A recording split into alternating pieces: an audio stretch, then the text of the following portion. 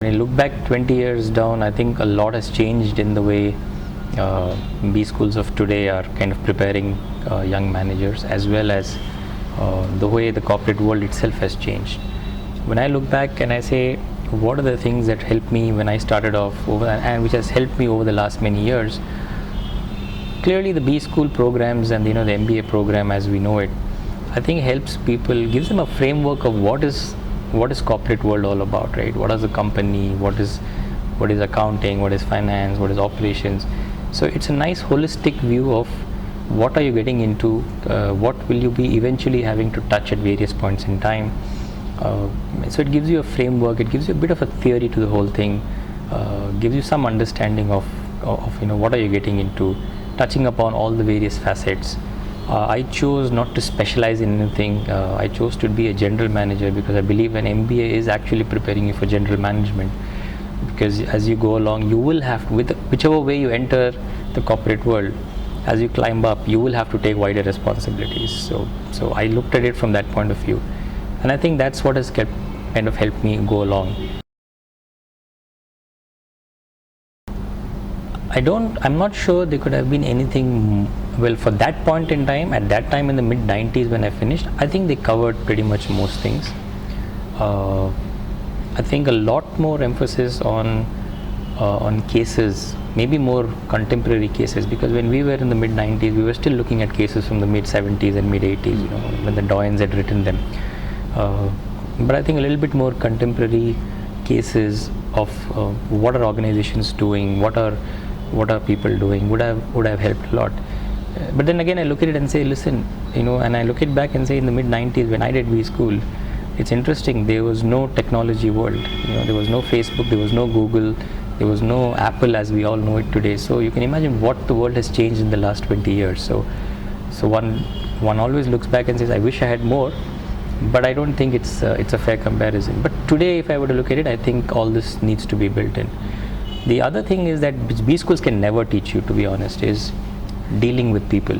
You can get a theory framework in a organizational behavior class, but really what it is to deal with people, relationships, how does it work, what do you need to worry about, those are things you only learn when you start working on the ground. So I think that's the part which I think an MBA can touch upon. It can touch upon by getting people in to talk to young people about what will they face. Eventually they have to face it when they go out into the corporate world, but it just gives another perspective which will help them out. Otherwise I don't think the MBA of then would have done more than what it did at that point in time. Well, I think the first advice to young MBAs of today would be, don't be in a hurry, because whatever happens, corporate life is a long road. You're passing out at the mid 20s, late 20s, depending on if you've worked or not. You have a good 30 years of your life ahead of you. So think of it as a very long journey. It's a good marathon to be run. You have to be fit. You have to be agile, mentally, physically, and therefore don't look for shortcuts.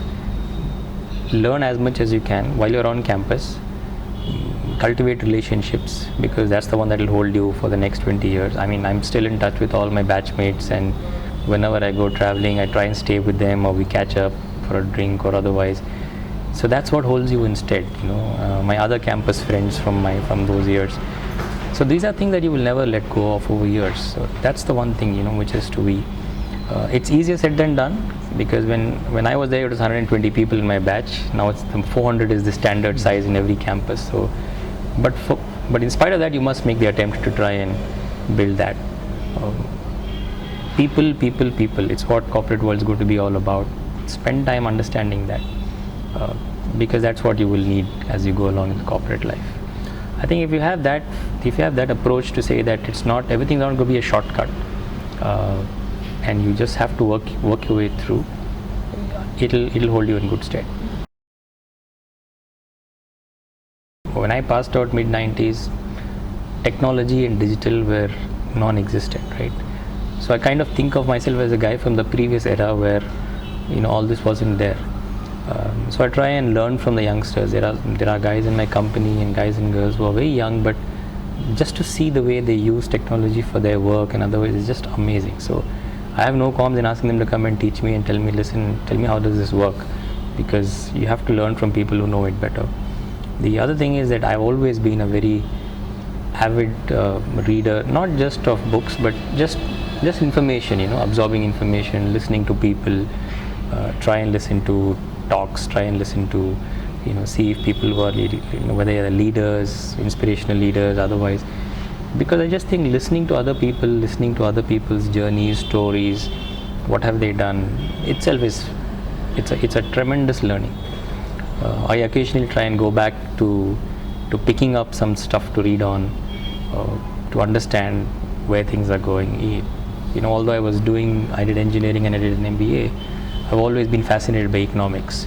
And though I never studied it, but I've tried to, as much as possible, just keep abreast with that subject, understand what does it mean, because I just think that somewhere it will come in handy to in some level it will come in useful for the business that I run, as well as to understand where is our company positioned and where does it need to go in.